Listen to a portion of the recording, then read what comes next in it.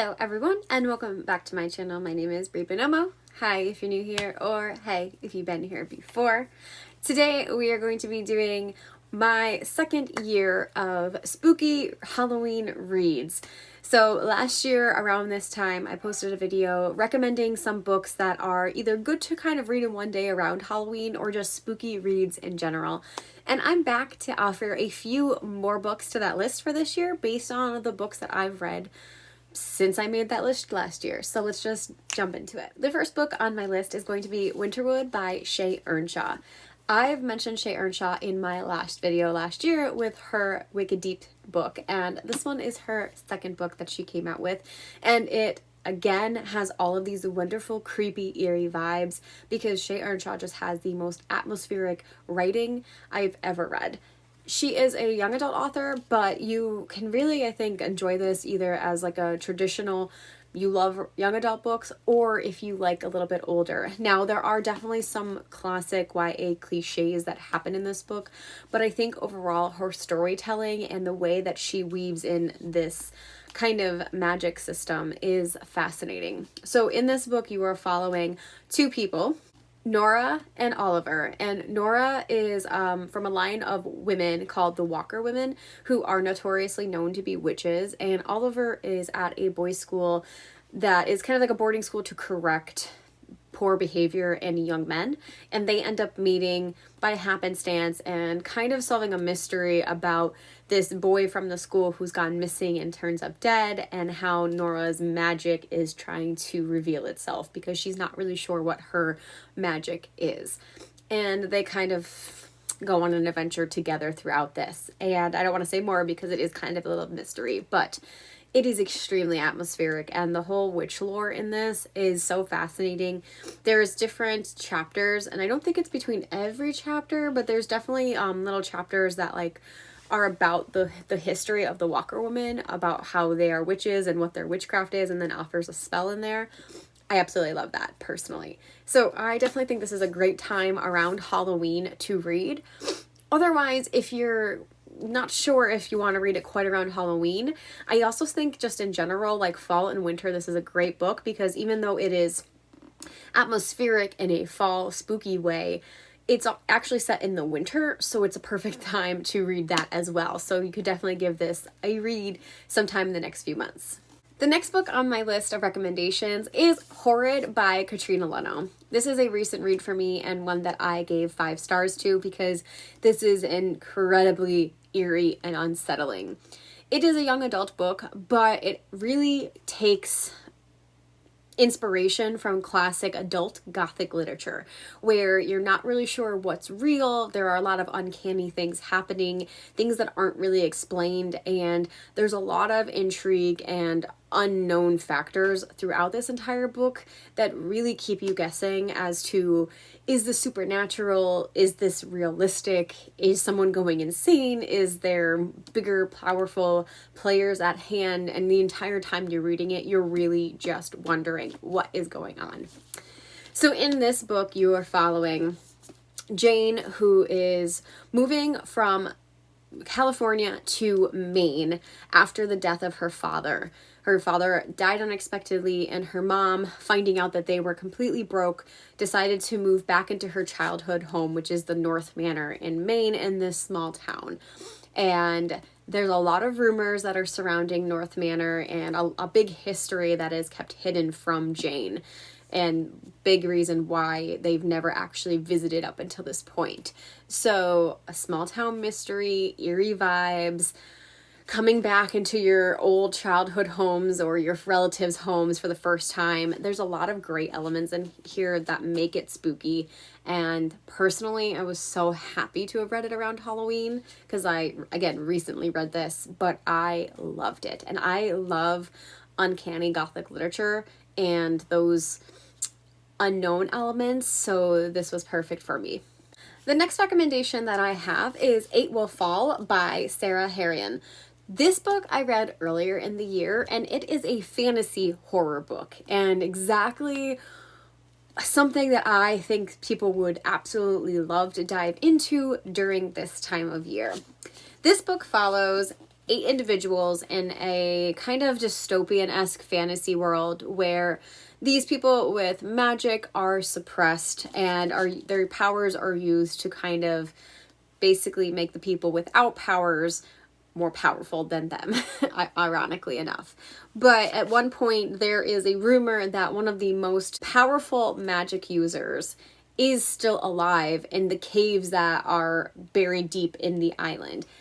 So they pretty much force these 8 recruits down into these caverns to try to figure out what is actually happening. If this mysterious person is still alive, if there's something else happening, and it's creepy. I definitely think I'm a person that really doesn't get too scared of horror movies, but reading books for some reason just kind of give me the creeps. And this book definitely did so because the author does such a great job describing some of the eerie elements, especially stuff like claustrophobia. Moments where there are kind of these like intense scenes, like people are trying to squeeze through things, they're trying to make their way in the dark. It's very eerie, and I was very reminiscent of the movie The Descent while reading this, because The Descent is something similar where there's like this underground society that they dig up while I think they were spelunking, and yeah, this is very reminiscent of that, but set in a fantasy world with magic instead of our world. So if you liked that movie, I definitely think you should pick this one up. Again, it's a young adult fantasy, but I think it's kind of one of those books where you can enjoy it no matter what age you are. The next book that I have to recommend is Burn Our Bodies Down by Rory Power. This book is another recent read for me, and it follows a girl named Margot who has always lived with her mother, and her mother has been extremely secretive of her past for her entire life. So Margot knows nothing about her family or if she ever has a family. But one day when she finds a note from her supposed grandmother with a phone number, she reaches out to her grandmother, and from there kind of embarks on a journey to discover why her mother never wanted to return to her hometown and to the family that she has kept Margot from her entire life. This book is another one that kind of has these weird returning to a small hometown where things aren't as all they're seeming to be, and there's a big family history that's kind of messed up in this book. This definitely bridges that gap between older YA and adult. There is cursing in it, and there's some disturbing discussions about family and the depths that you would go into to protect your family. So I definitely think there's nothing really necessarily triggering about this book, in my opinion, but it does kind of, at the entire time you're reading it, there are some things that you might be able to figure out, and then other times it's completely a wild goose chase where you're just like, oh my god, I thought I was going to go this way and now it's going this way. And there is a bit of like a supernatural element lingering in this novel, so it's kind of another thing that you're wondering, like, is it going to be supernatural? Is it going to be a regular like kind of gothic tale as well? And I really enjoyed it. It definitely took a lot of turns, again, some that I kind of predicted, others that I didn't, and I think that this is a really good book for someone who is trying to get more into like the horror thriller, but maybe is a little scared to, or maybe doesn't know if they're going to enjoy it. I think this is a good book that's accessible to a lot of people, and the writing is really great in it. It's not over flowery, but it's not quite plain or boring. It's a great way to capture you in and suck you into the writing, and I personally think it would be great for this time of year. Finishing up this reading recommendation list, I have 2 adult thrillers, mystery type of books, and the first one is The Death of Mrs Westaway by Ruth Ware. I read this one as well this year, and I was absolutely obsessed with it. In this book, you're following a woman who gets a letter in the mail saying that she is a benefactor to a widow who died and left the estate to these family members. And the woman believes that she was mistaken because she has grown up as just kind of like a tarot reader and a bit of a swindler and never knew her family. So when she gets this letter, she thinks that it's completely bogus. But because she is in some debt and needs some help financially, she decides to try to see if she can press her luck and actually get away with pretending to be who they think she is. I thought this was beautifully written. It was so captivating, and the twists and turns in this book of trying to figure out this weird past that this woman is getting mixed up into with this estate and Mrs. Westaway's family is fascinating. It's a really good time because I think like there's some natural spooky elements in it, as far as, you know, the main character's a tarot reader and she brings up tarot cards quite often. And a lot of people just associate that with Halloween, as well as just a general lifestyle, but especially around Halloween, you see that kind of imagery coming up more often. And the fact that, again, you're kind of having this weird like family history ties, and for whatever reason, I feel like the best thrillers are always like family ones where there's like a large like family and they're like battling it out or something. And I just really liked this and how everything wove together. I also read this on through audio. So this was on Scribd, I believe, and the narrator of this book did a fantastic job as well. So even if you don't have time to pick up the physical book, I think the audiobook is so well done and can be easily immersive, to the point where I literally, I don't typically sit down and just listen to something because I'm always active, but I wanted to finish this book so fast that like sometimes I would just sit there and like once I would like be done with whatever my task was, I would just sit down and keep listening because it was sucking me in so much. So I definitely think this is a great thriller to read during spooky season. And last but not least, we have a very popular book that has been all over YouTube, the BookTube, and some of AuthorTube, and that would be Ninth House by Leigh Bardugo. I personally love Leigh Bardugo's writing and I love her worlds. Even though they're not always perfect, I really like her as an author. So when I picked up Ninth House, I wasn't sure what I was going to get into because I heard a ton of mixed reviews. And this book was like complete polar opposites on reviews where there wasn't a lot of middle ground. But the main premise of this is you have a main character who is kind of in the hospital and gets recruited by the secret societies at Harvard, where the secret societies have different magical affinities linked to them. And she has a weird ability to be able to see greys, which are essentially ghosts. And they recruit her to be the kind of watcher in their one society to kind of signal if the greys are acting a little bit weird.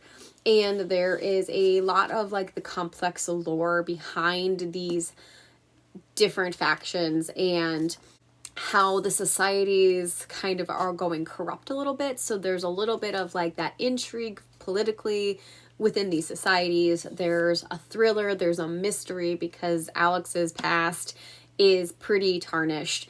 And it's just kind of like an interesting way because she weaves like the present and the past, and it's kind of, it kept me on the edge of my seat.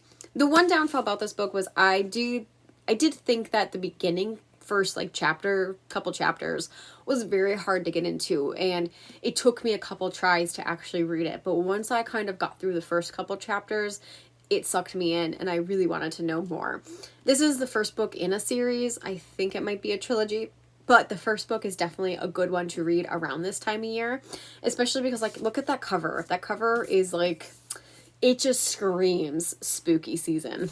With this book, I will say there is a definite trigger warning for sexual assault, so please be aware of that going into this.